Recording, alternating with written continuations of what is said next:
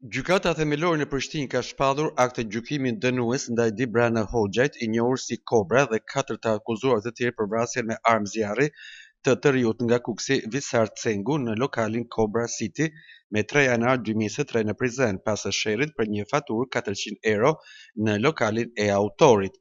Kobra u dënua me gjithsej 24 vjet burgim, Roland Susuri 7 vjet, Jesmir Badallaj 2 vjet, Arbene Vezaj dhe Burim Mazregu u dënuan me nga 1 vit burgim, raporton Kosova Press.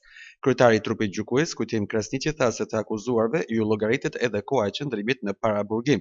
Të akuzuar Dibran Hoxhaj për veprën penale vrasje e rënd nga neni në 7 paragrafin e i përcakton dënim me burgim në kohë zgjatje prej 23 viteve, si dhe për veprën penale mbajtje në pronësinë kontroll ose posedim të paautorizuar të armëve, dënim me burgim në kohë zgjatje prej 2 viteve. Ndërsa në pajtim me nenin 76 të Kodit Penal të Republikës së Kosovës, të njëjtin e gjykon me dënim unik me burgim në kohë zgjatje prej 24 viteve.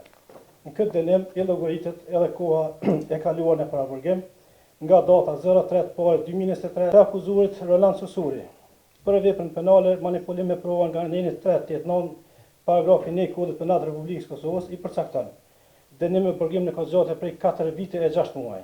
Për veprën penale pjesëmarrje në rraje 1 vit e 6 muaj. Për veprën penale mbajtje në punësi ose në kontroll të paautorizuar të armëve 1 vit e 6 muaj.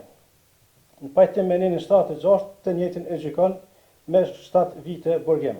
Në këtë dënim i llogaritet edhe koha kaluar në paraburgim nga data 6/2023 deri në datën 16/8/2023. Dibran Hoxha në orët e para të 3 janarit të 2023 vrau me armë zjarri 31 vjeçarin nga Kuksi.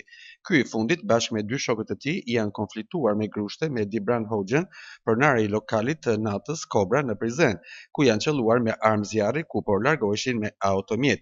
Të ritën nga Kuksi nuk ishin të armatosur.